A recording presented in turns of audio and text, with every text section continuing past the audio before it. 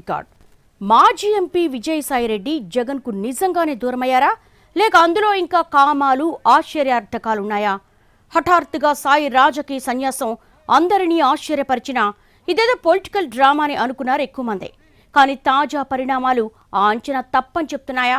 వాటిని చూస్తున్న వాళ్ళు అబ్బో గట్టిగానే ఉన్నారని అనుకుంటున్నారా? ఆ కొత్త పరిణామాలేంటి? ఏ రూపంలో సాయిరెడ్డి తన వైఖరిని చెప్పకనే చెప్పారు? విజయసాయిరెడ్డి ఒకప్పుడు వైసీపీ అధ్యక్షుడు జగన్ కి రైట్ హ్యాండ్. పార్టీ పునాదుల నుంచి ఆయన పాత్ర ఉంది. జగన్ తర్వాత ఉండే ఇద్దరు ముగ్గురులో విజయసాయి కూడా ఒకరు. అసలు సాయి అన్న చెప్పాడంటే జగన్ అన్న చెప్పినట్టే అన్నట్టుగా ఉండేది పార్టీ లీడర్స్కే. అలాంటి విజయసాయిరెడ్డి ఉన్న బలంగా రాజ్యసభకు రాజీనామా చేసేయడమే కాదు, వైసీపీని కూడా వదిలేశారు. అసలు రాజకీయాలకే రామ్ రామ్ చెప్పేశారు. ఆ హఠాత్ పరిణామం ఆ పార్టీ వాళ్ళకి కాదు, అన్ని పార్టీల వాళ్లకు షాకింగ్ గానే అనిపించిందట. అయితే అందుకు ఆయన చెప్పిన కారణాలను మాత్రం ప్రస్తుత రాజకీయ పరిణామాలను గమనిస్తున్న వాళ్ళు నమ్మలేకపోతున్నారు. ఏదో బ్యాక్గ్రౌండ్ స్టోరీతోనే సాయిరెడ్డి కొత్త ఎపిసోడ్కి తెరతీశారన్న అనుమానాలు వచ్చాయి. జగన్లో జగన్గా ఉండే సాయిరెడ్డి ఇంత ఈజీగా ఎందుకు కాడి పడేశారనేది నమ్మబులుగా లేదన్నది ఎక్కువ మంది మాట. అది కూడా వచ్చే ఎన్నికల్లో మళ్ళీ వైసీపీ గెలుస్తుంది, అప్పటికి చంద్రబాబు బతికుంటే జైలుకు వెళ్లడం ఖాయమంటూ బల్లగుద్ది మరీ ఘీంకరించిన కొద్ది రోజుల్లోనే ఇలాంటి నిర్ణయం తీసుకోవడంతో అస్సలు నమ్మబుద్ధి కావడం లేదంటున్నారు పొలిటికల్ పరిశీలకులు. ఒక పక్క వైజాగ్ భూస్కామ్ అని, అందులో సాయిరెడ్డి పాత్ర ఉందని, ఆయన కూతురు సిఆర్జెడ్ రూల్స్ ని అతిక్రమించారని, అల్లుడు ఇంకేదో కుంభకోణంలో చిక్కుకున్నారని, మరోపక్క కాకినాడ పోర్టును బలవంతంగా లాక్కున్నారని, ఆ ఇష్యూలో సాయిరెడ్డి కూడా ఉన్నారన్న ఆరోపణలు వస్తున్న టైం కావడంతో సహజంగానే వాటి నుంచి తప్పించుకోవడానికి రాజకీయ సన్యాసం ఎపిసోడ్ను రక్తి కట్టించి ఉండొచ్చని అనుకున్నారు.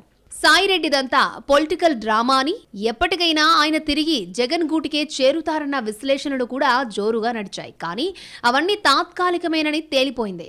వైసీపీని వదిలేసిన అప్పటి రాజ్యసభ సభ్యులైన సాయిరెడ్డి అండ్ కోను ఉద్దేశించి తాజాగా జగన్ చేసిన కామెంట్స్ చుట్టూ కొత్త ఎపిసోడ్స్ మొదలయ్యాయి. రాజకీయాల్లో ఉండేవారికి క్రెడిబిలిటీ ఉండాలి, క్యారెక్టర్ ఉండాలని, దేనికి భయపడకూడదని అన్నారు జగన్. దానికి సాయిరెడ్డి ఎక్స్లో కాస్త గట్టిగానే కౌంటర్ ఇచ్చారు. వ్యక్తిగత జీవితంలో కూడా విలువలు, విశ్వసనీయత, క్యారెక్టర్ ఉన్నవాడిని, అందుకే ఎవరికి భయపడలేదు, ఎలాంటి ప్రలోభాలకు లొంగలేదు, భయం అనేదే నాలో ఏ అణువులోనూ లేదు కాబట్టే రాజ్యసభ పదవిని, పార్టీ పదవుల్ని, అసలు రాజకీయాలనే వదులుకున్నానంటూ క్లియర్గా చెప్పేశారు. అది చూసి జగన్ అభిమానులు సహా అందరూ ఆశ్చర్యపోయారు. జగన్ ఫ్లోలో ఏదో అంటే దానికి సాయిరెడ్డి ఇంతలా రియాక్ట్ అవుతారని అనుకోలేదు అన్నది వాళ్ళ వెర్షన్. ఈ చర్చ నడుస్తూ ఉండగానే ఏపీ పీసీసీ చీఫ్ మరొక బాంబు పేల్చారు. వైసీపీకి రాజీనామా చేసిన తర్వాత నేరుగా షర్మిల దగ్గరకు వెళ్లారట సాయిరెడ్డి. ఆస్తుల విషయమై అన్నా చెల్లెల మధ్య జరుగుతున్న గొడవల్లో జగన్ తప్పేమీ లేదని ఓ రోజు ప్రెస్ మీట్ పెట్టి మరీ చెప్పారు సాయిరెడ్డి. అయితే ఆ ప్రెస్ మీట్ తన సొంత నిర్ణయం కాదని, జగన్ ఒత్తిడి చేసి ఏం మాట్లాడాలో డిక్టేషన్ ఇచ్చి మరీ పెట్టించిందే తప్ప తన తప్పేమీ లేదని సాయిరెడ్డి వివరణ ఇచ్చినట్టు చెప్పారు షర్మిల. దీంతో విజయసాయి తన వైపు నుంచి జగన్ తాలూకా ఆనవాళ్లు అనేవి ఏవీ లేకుండా చేసుకుంటున్నారు అన్నది రూఢి అయింది.